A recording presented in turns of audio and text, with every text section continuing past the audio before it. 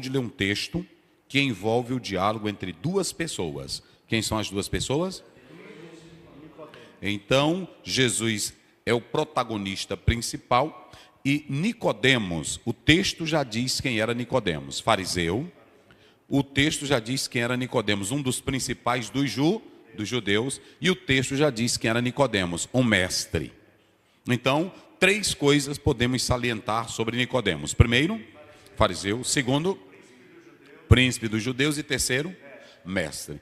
Quem vai à procura de Jesus não é um idiota. Quem vai à procura de Jesus não é um nécio. Quem vai à procura de Jesus não é uma pessoa desinformada. Quem vai à procura de Jesus é um homem que é o quê? Fariseu, um dos partidos mais radicais, que conhecia a lei, conhecia a Torá, era ortodoxo e era o melhor. Nós temos os outros grupos que já falamos aqui, os essênios, os herodianos e os saduceus, não é isso? Mas os saduceus eram mais políticos, enquanto que os fariseus eram mais religiosos. Então, quem tratava da tradição e da preservação, tanto da lei oral como escrita, quem era? Os fariseus. Ok? Então, se percebe que dentro do campo da religiosidade, Nicodemos não era um bebê. Nicodemos não era um desinformado. Nicodemos não era um otário. Nicodemos era um homem de alto nível religioso. Ele era um sábio que também é chamado de quê?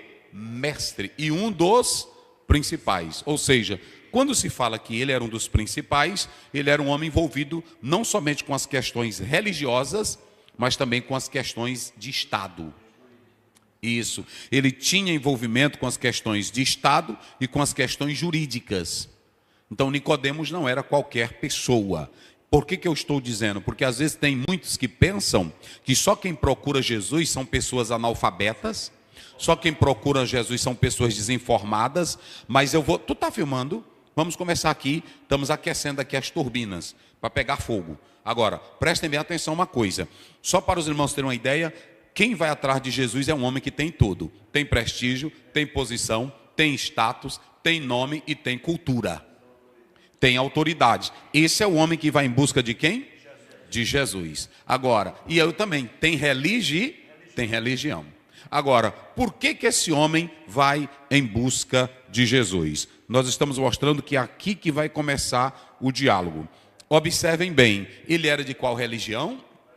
Dos fariseus. Quando você lê Filipenses 3, o apóstolo São Paulo diz assim: eu também fui fariseu. Olha o zelo de Paulo. Eu fui fariseu, eu também sou da nação, e entre os meus eu me destaco. Ou seja, Paulo também era grande. A mesma religião que Paulo tinha, Nicodemos também tinha. Mas qual era o problema dos dois? A religião não estava dando o que a alma precisava. Olha para cá. Você pode ter cultura, você pode ser médico, você pode ser juiz, você pode ser advogado, você pode ser doutor, você pode ser teórico, você pode ser religioso, você pode ser um místico, você pode ser um bruxo, mas tem coisas que a religião não te dá, a teologia não te dá, a ciência não te dá, o livro não te dá, o yoga não te dá, a meditação oriental não te dá, só Jesus pode dar. A alma de Nicodemos estava sedenta. Ela queria uma resposta, e eu quero dizer aos críticos, bota para cá, Caio, aos críticos, aos ateus, aos que negam a palavra, aos naturalistas, eles podem negar a Bíblia, podem negar a Deus, podem negar a fé, podem criticar a palavra, mas lá no recôndito da sua alma há um grito, há um clamor, não é isso? Há um grito, há um clamor, há um desespero. Um desespero que a filosofia em Søren Kierkegaard, a filosofia, aliás, nos existencialistas como Schopenhauer, como Sartre, eles não encontraram uma resposta adequada. A existência humana, ela tem pontos questionáveis, que a ciência não pode responder, que a religiosidade não pode responder. Porque a religião o que é a religiosidade, pastor Zé? Eu faço para eu ter alguma coisa. O que é o evangelho? Eu creio para ter Jesus. Essa é a diferença entre religião e evangelho. Não confunda. Evangelho é eu creio para viver em Cristo. Religião eu faço para ter. Aí a religião transforma aquilo que é palavra, aquilo que é vida, aquilo que é piedoso em regras. E não produzem a salvação. E escraviza. Então, esse Nicodemos, ele vai entrar em diálogo com Jesus. Mas tem uma coisa, a religião dele era tradicional, a religião dele era histórica, a religião dele era mais conservadora, a religião dele era mais ortodoxa, o farisaísmo. Porém, estava fora de... Eita, rapaz, é aqui que vamos começar. Ele tinha tudo o que um homem dentro de um partido e da nação judaica queria. Nicodemos tinha, mas a alma não tinha o que ela precisava. O que eu quero dizer aqui é que tem muitas religiões, muitas igrejas, muitos ministérios que estão fora de moda. Porque se a religião de Nicodemos fosse suficiente, ele ia em busca de Jesus. Então deixa eu te dizer, cuidado, bota para cá, Caio. Cuidado para a tua igreja não ser só de regras. Cuidado para a tua igreja não ter o teu evangelho. Cuidado para a tua igreja não ter o teu sistema, porque amanhã ela vai estar o quê? Fora de moda. Como dizia Charles Spurgeon, não procure uma igreja que tenha linda palestra. Não procure uma igreja que tenha grandes pregadores. Não procure uma igreja que seja bem arquitetada. Procure uma igreja que tenha evangelho. Igreja que não tem evangelho, ela vai ficar o quê?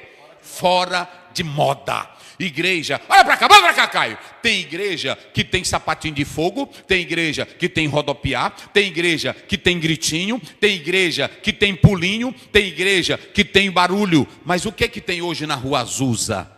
Nada. O que tem hoje na Rua Azusa? Nada. Sabe por quê? Porque evangelho não é pulinho, não é gritinho, não é modinha, não é pregador do momento. Evangelho é a mensagem que salva. E igreja que não tem evangelho, amanhã ela fica o quê?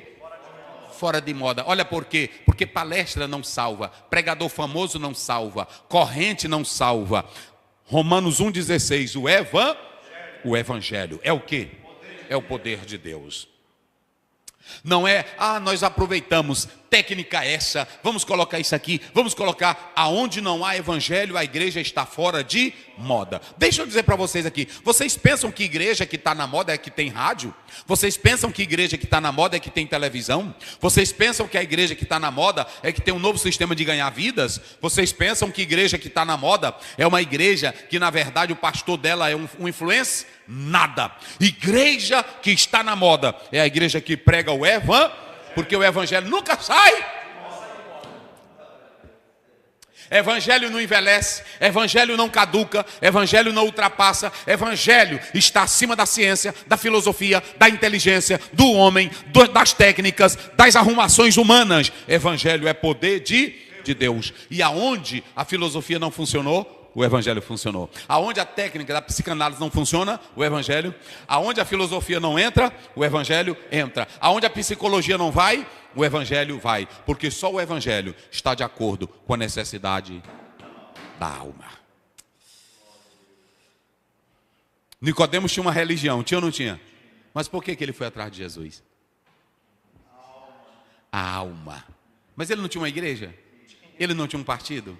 Ele não tinha um sistema? Por que ele foi atrás de Jesus?